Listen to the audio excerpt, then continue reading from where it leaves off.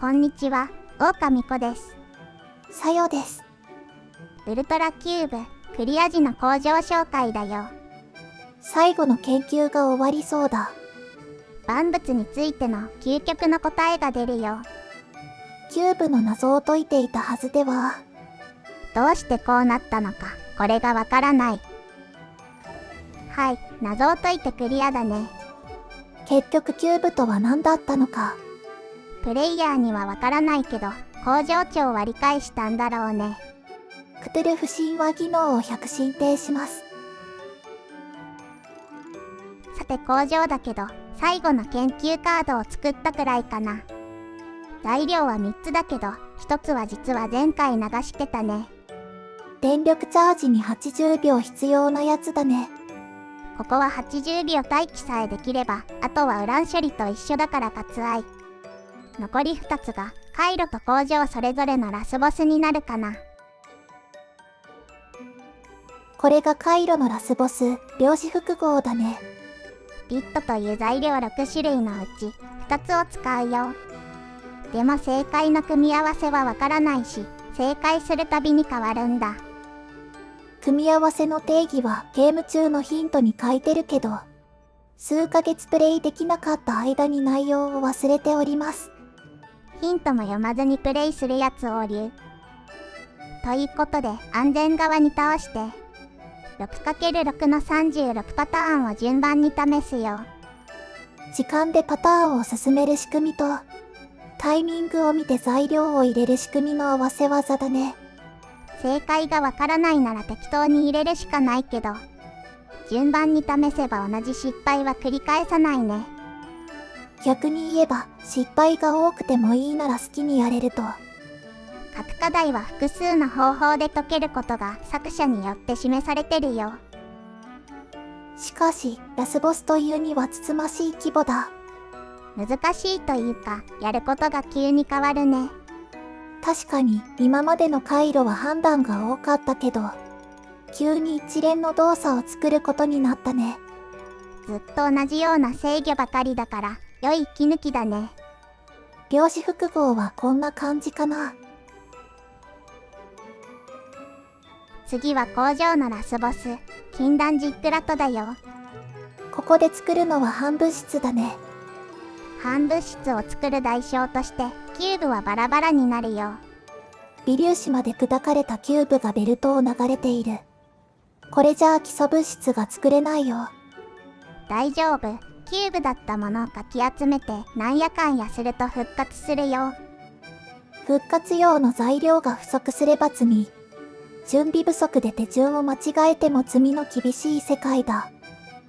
ここはレシピの分析も楽しみの一つだから詳細は語らないけど、いろんなものを分岐させたりループ工程もしながら、最終的には微粒子一つ残さずに使い切るよ。雑でも手を動かせを真っ向から否定する要素だ。で、クリア時点のこのラインだと、分岐するところで回路でそれぞれに流す個数を指定してるね。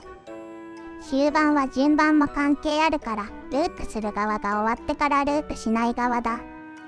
これでキューブの復元まで10分くらいかな。全然頭を使ってないから、後でもっと改善したいね。とりあえずは動いてるし、動かす回数も少ないから、クリアする分には大丈夫かな。それよりも、罪にならない方が大事だね。知らない間に処理が始まって、勝手に積んでたら困るね。ということで、反物質を作る条件は、作りたいに加えて、最後まで材料が足りるか、作れるかのチェックも大事ってことだね。最初から最後まで本当にこれだけだったね。始まりの探検はラスボスにも有効。はい、というわけで要所のみだけどモッドと工場の紹介はおしまい。それでは完走した感想を。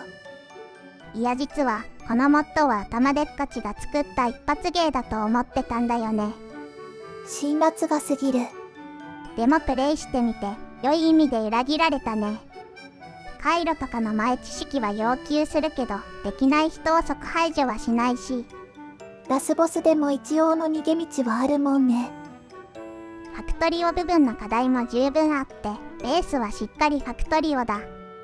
これファクトリオでやる意味あるとはならなかったね。そしてキューブのユニークな課題や既存の課題の深掘りもある。総じてユニークな楽しみがあるのに加えて、個々の持ち味を活かせるいろんな人の良いところを見せてくれるモッドだね。作者さんも複数の解き方があると言ってるし、自分が考えた正解を押し付ける独りよがりなものではないね。一発芸扱いしていたこと、深くお詫びいたします。それでも概要欄では移植呼びなんだ。プレイを通して上達するというより、最初から知ってることをぶつけるデザインが多いんだよね。そこは人を選びそうだ。近日発売の拡張パック、スペースエイジのクリア後ならこっちもクリアできるかな。未発売だからなんともだけど、いけそうな気はする。君もキューブから全てを生み出さないか。ということで、あとはニコニコでもらったコメントへの返信かな。うぽつ、おつなのだ。挨拶ありがとう。普段の10割増しで小難しい内容だけど、見て反応してくれる人がいるのは嬉しいね。習熟しないと使いこなせないからね。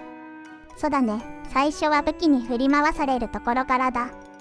今回は上達というより、今後も使わないだろう技術でバージョン 1.1 最後の思い出作りかな。とはいえ、得られたものはあったよね。これはなしかな。まずこのシリーズを通して、物事を正しく扱えば制御は単純で安全になるよね。という趣旨なのはお分かりでしょうか。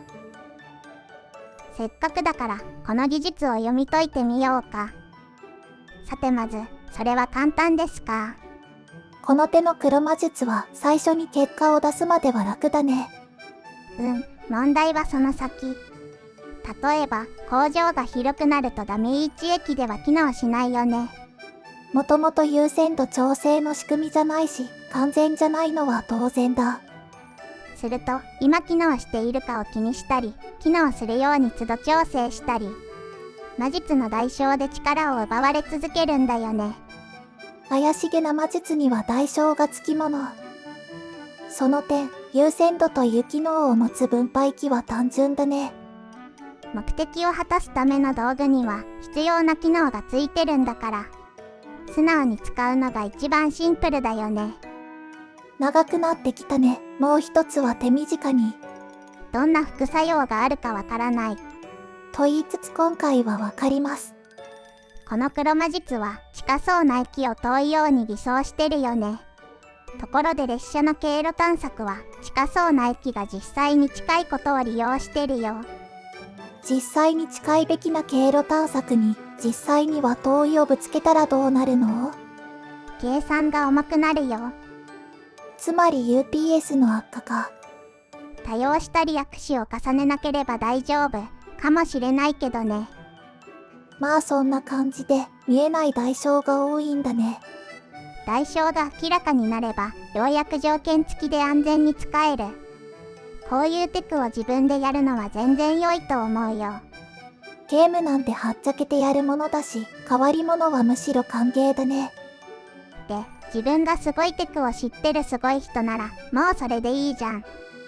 技を磨くのも面白いですが、やはりまずはお話を聞いてくれる人が好きですね。同じ人に前提が合わない技術披露を何度もされてもね。なんか2分半も使っちゃったけど、そんな感じ。ストゼロ。やはりアルコールで中和するに限る。ミコちゃんは飲んじゃダメだからね。確かにお酒は人類の歴史の一部だけど、急にこんなレシピが出てきたら笑っちゃうよね。ヌリウスつらいのだ。簡単に処理されたら悔しいじゃないですか。ヌリウスはまだ遊べてないね。バージョン 2.05 のお楽しみです。こんなところかな。一緒に楽しんだり苦しんだりしてくださる皆様、ありがとうございます。そういえば、途中から YouTube で配信してたよね。まだ全然慣れないけどね。環境の都合で配信は YouTube 一本でやることにしたよ。スペースエイジは配信か編集か。今は編集でやりたい気持ち。しばらく配信はしないけど、落ち着いたらまたもっとや別ゲームでかな。ではそんな宣伝もしたところで、このシリーズはおしまいです。ご視聴ありがとうございました。